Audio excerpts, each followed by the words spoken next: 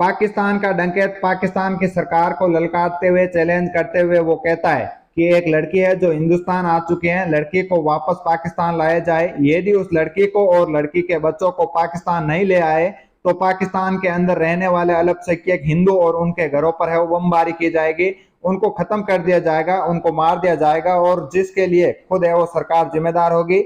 जैसे ही ये video social media पर वायरल होने लगता है, और न केवल पाकिस्तान बल्कि है वो कई मुल्कों में है वो लगातार वायरल होता चला जा रहा है। और ये जैसे ही वायरल होता है, सबसे पहले है वो सबसे ज्यादा परेशान होने लगते हैं पाकिस्तान के अंदर रहने वाले अल्पसंख्यक हिंदू, और वो सरकार से लगातार गुहार लगाते हैं कि हमारी हिफाजत किया जाए। सरकार के पास जैसे ही पहुंचती है ये बात, तो सरकार ने है उनकी सुरक्षा को लेकर जगह जगह पर है वो पुलिस तैनात कर दी गई है। साथ ही जिन डंकेतों को यहाँ पर वीडियो बनाकर जो चैलेंज किया है, सरकार उन डंकेतों को ढूंढने का प्रयास किया जा रहा है, उनका है वो एनकाउंटर करने की कोशिश की जा रही है। लेकिन कई दिन है वो यहाँ से बीत चुके हैं, और कई दिनों वो बीतने के बाद भी अभी तक न तो केवल डंकेत हाथ लगे और न ही किसी की सुरक्षा का पुख्ता जानकारी है वो ली गई है। लेकिन पाकिस्तान से भागकर जो हिंदुस्तान लड़की आई है, उसने है वो कई लोगों की जिंदगी जिए और मरने का जैसा कर दिया गया है। वो जिंदगी भर है वो हमेशा के लिए सवाल खड़ा कर दिया गया है कि चार बच्चों की परवरिश है वो कैसे होगी, उस पर कई तरह के सवाल यहाँ पर है वो खड़े कर दिए गए। साथ ही लगातार है वो जिस तरह से टीवी पर एक के बाद एक है वो लगातार इंटरव्यू दे रही है, उसने भी है वो अपने खुद की विश्वसनीयता है उस पर भी है वो सवाल खड़े हो रहे हैं। आज कहानी उन लोगों की है जिनका इस घटनाक्रम में है वो कोई भी दोष नहीं है, लेकिन उनकी जान पर है वो बाजी बनाई जा रही है। आदाब, नमस्कार, सत श्री अकाल, मैं हूं प्रकाश। आज की जो सच्ची घटना है आपको मैं सुनाने जा रहा हूं, वह सच्ची घटना शुरू होती है एक पाकिस्तान से। पाकिस्तान का सिंध प्रांत इलाका और सिंध प्रांत का उत्तरी सिंध का भुटकी, खास मोर, गंदकोट और जखवा घाट में आज भी है वो डंकेतों का वैसा ही अड्डा है जैसे भारत में उत्तर प्रदेश, राजस्थान, मध्य प्रदेश सहित कई ऐसे प्रांत जहां पर है वो कई जिलों में मिलकर चंबल की घाटी बनती है, जहां पर एक जमाने में डंकेत हुआ करते थे और वो डंकेत किसी का भी वो अपहरण करते थे। जिस घर में चाहे वो डंकेती डालते थे, लूट करते थे, उनकी बहन बेटियों को उठाकर ले जाते थे और उनसे मन मर्जी से वो रकम मांगा करते थे। ऐसा ही पैसे यहाँ पर है वो किसी जमाने में यहाँ पर हुआ करता था, और आज वहां पर है वो ऐसा ही इन डंकेतों का बुलबुला जारी है। पाकिस्तान में इन इलाकों में चाहे घुटकी हो या फिर खास मोर हो, इन इलाकों में डंकेतों का बुलबुला जारी है। एक और जो लड़की जिस तरह से है वो पाकिस्तान से इंडिया जाती है और फिर उनके द्वारा है वीडियो जारी होता है और बहुत सारे लोग है वो मुसीबत में है वो बन बढ़ जाती है, उन लोगों की परेशानी में है वो पड़ जाते हैं। ये कहानी शुरू होती है, दरअसल ये कहानी शुरू होती है 2014 से। आज 2014 के आसपास से ये कहानी एक दूसरे के फोन पर, जिस फोन पर है वो कॉल पहुंचती है, तो फोन मिस कॉल के बारे में उसका जवाब जानने के लिए, पता लगाने के लिए किसका फोन है, कौन जरूरतमंद आदमी है, उसका है वो पता लगाने के लिए है वो गुलाब हैदर जकरानी होता है और फोन पर पहुंचता है। और सीमा रिंद नाम की एक लड़की जो बात कर रही थी, सीमा रिंद ने है वो कहा कि गलती से फोन लग गया, और जिसके लिए है वो सॉरी।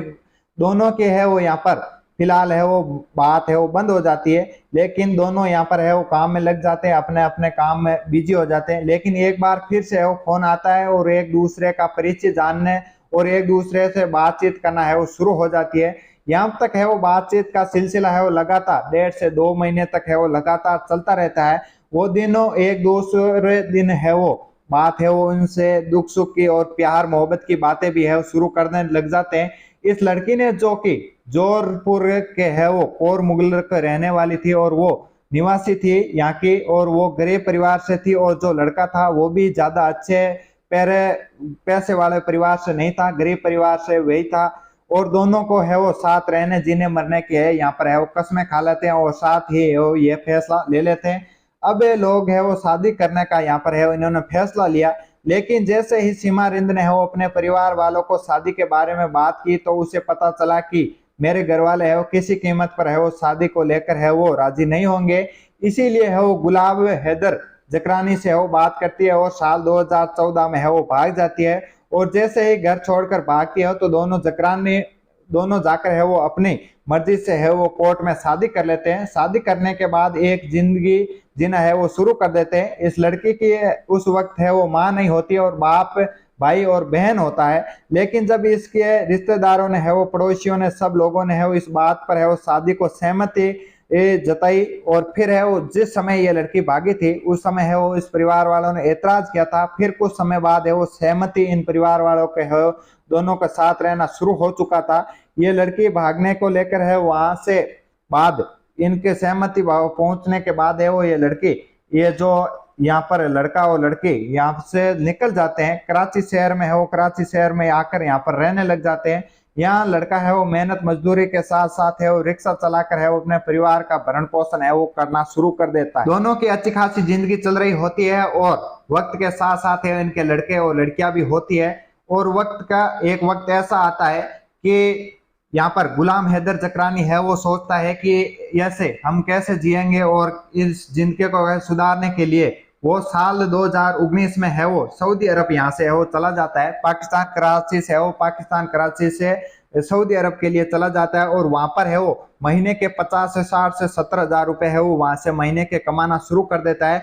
और वक्त बीतता चला जाता है और इतने पैसे इस पत्नी को है यहाँ पर देता रहता है जैसे कि इस पत्नी का है वो यहाँ पर गुजारा हो सके, इन बच्चों का भरण पोषण पालन पोषण हो चुके और वो सऊदी अरब से यहाँ पर है वो पैसे भेजता था।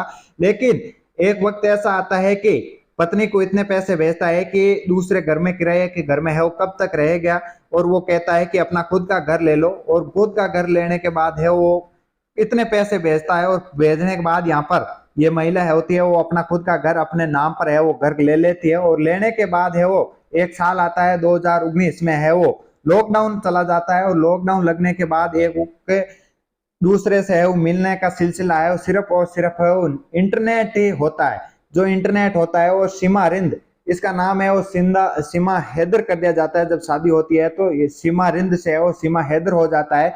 वक्त के साथ साथ है वो दोनों एक दूसरे की अच्छी खासी जिंदगी चल रही होती है तभी है यहाँ पर एक दूसरे का है वो लॉकडाउन के कारण है वो मिलना जुलना है वो एक इंटरनेट के माध्यम से है वो शुरू हो जाता है। और इंटरनेट के माध्यम से है वो इसकी एक मुलाकात होती है सीमा हैदर की मुलाकात होती है इंटरनेट के माध्यम से इंडिया के लड़के के से जो इंडिया के ग्रेट ए नोएडा का एक छोटा सा कस्बा है लगता है रघुपुरा। यहाँ से है वो बातचीत है वो दोनों की यहाँ पर सिलसिला शुरू हो जाता है। एक दूसरे से प्यार मोहब्बत से है वो शुरू हो जाती है और प्यार मोहब्बत की बातें शुरू होने के साथ साथ है ये सीमा हैदर वहां से है नेपाल चली आती है और 7 दिन तक है यहाँ पर है वो सचिन के साथ रहती है। जैसे एक पति और पत्नी रहता है उस तरह से यहाँ पर है वो 7 दिन नेपाल में रहते हैं और 7 दिन नेपाल में रहने के बाद है सीमा हैदर है वहां से वापस पाकिस्तान चली जाती है और सचिन वापस इंडिया आ जाता है।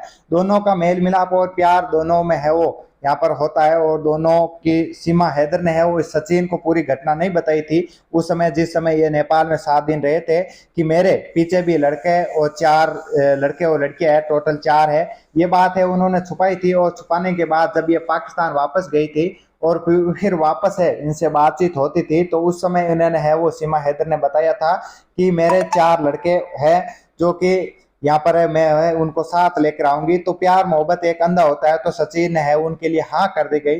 तो यहाँ से है वो महिला है वहां से दुबई जाती है और दुबई से नेपाल आती है और नेपाल के रास्ते होते हैं वहां पर इंडिया में है वो आती है। इंडिया में आने के बाद है वो दोनों यहाँ पर रघुपुरा के एक कस्बे में है वो यहाँ पर घर पर किराए में घर के यहाँ पर रहने लग जाते हैं दोनों को। और रहने के बाद है यहाँ पर इनको रहने के बाद धीरे धीरे प्यार मोहब्बत के साथ साथ इन्होंने एक फैसला लिया कि क्यों ना हम है दोनों एक शादी कर ली जाए। और शादी करने पर है वो वकील के माध्यम से वो पुलिस तक सूचना जाती है और पुलिस तक सूचना जाने के बाद है वहां से पुलिस इन दोनों को पुलिस सचिन के पिता को सचिन को और महिला सीमा हैदर को है यहाँ पर गिरफ्तार कर लिया जाता है। और पीछे है वो 8 मई 2023 को जब निकलती है ये सीमा हैदर तो इसके 10 मई 2023 को यहाँ वहां पर पीछे है वो गुमशुदगी की पुलिस में है वो रिपोर्ट मिल जाती है। और रिपोर्ट मिलने के बाद है वो धीरे धीरे वहां की पाकिस्तान की पुलिस है वो पता लगाती है लेकिन पता लगाने में है वो कामयाब नहीं रहती है। फिर यहाँ पर है वो इनका कोर्ट के माध्यम से है वो सीमा हैदर को जो सच्ची बात होती है पुलिस के द्वारा यहाँ पर पूछी जाती है और कोर्ट में यहाँ पर इनके द्वारा पूछी जाती है। तो सीमा हैदर है वो सारी बात सच सच बता देती है। सच सच बताने के बाद यहाँ पर इनकी सीमा हैदर की और सचिन की पिता की यहाँ पर है वो जमानत हो जाती है। जमानत होने के बाद में है वो दोनों यहाँ पर घर पे आकर रह जाते हैं। वहां पर रजूपुरा में किराए के मकान को छोड़कर है यहाँ पर घर में रह जाते हैं। घर में रहने के बाद यहाँ पर एक के बाद एक है यहाँ पर मीडिया हो प्रिंट मीडिया हो या फिर जो भी यूट्यूबर है वो सारे वहां पर है इसका इंटरव्यू लेते हैं। और इंटरव्यू लेने का वीडियो है वहाँ के देश में ही नहीं पूरे विदेश में पाकिस्तान में सब जगह ये फैल जाता है। और फैलने के बाद है वहां पर है वो उससे पुलिस को, पाकिस्तान को, पुलिस को भी है वो पता लग जाता है। और पता लगने के बाद है यहाँ का जो डंकेत होता है राणा साहब, वो एक वीडियो के माध्यम से है वो रेहर की नाम की एक जगह है, रेहर की दरबार है जो सन 1866 में है, और संत रामदास की वहां पर है वो बहुत बड़ी धाम भी है। और वहां पर बड़े बड़े यहाँ से इंडिया से भी लोग जाते हैं, और वहाँ के जो पाकिस्तान के हिंदू लोग हैं वहां पर जाते हैं, और सभी लोग वहां पर जाते हैं। तो इस रेहर की दरबार को है वो उड़ाने की, यानी कि इस बमबारी करने की है वो जो धमकी दी गई है, उससे काफी है वो पाकिस्तान हिंदू है वहां से डरे हुए हैं, परेशान है, काफी इनकी परेशानी है वो बढ़ चुकी है। किसी इस सीमा हैदर के कारण है उन लोगों की है वो परेशानी बढ़ गई है। तो ये किसी की कारण है वो दूसरों के कारण है, वहां के जो हिंदू है उनको यहाँ से है वो परेशान किया जा रहा है, उनको टॉर्चर किया जा रहा है।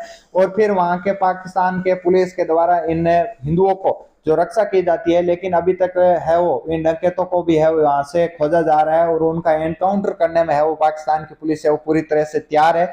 लेकिन वहां पर है वो जो राजा साहब है डंकेत है, वो जब वीडियो जारी करते हैं तो वीडियो में है उनके पास है AK-47 बंदूक के और बमबारी जैसे काफी बारूद होते हैं, वो भी इस वीडियो में दिखाई जाते हैं कि इसे उड़ा दिया जाएगा। तो ये कहीं ना कहीं ये एक है वो परेशानी बढ़ाने वाला है काम कर दिया गया है, क्योंकि रेहर की दरबार है वो बहुत बड़ा दरबार है, और हिंदुओं का बहुत बड़ा दरबार होने के कारण है वहां के हिंदू डरे हुए हैं।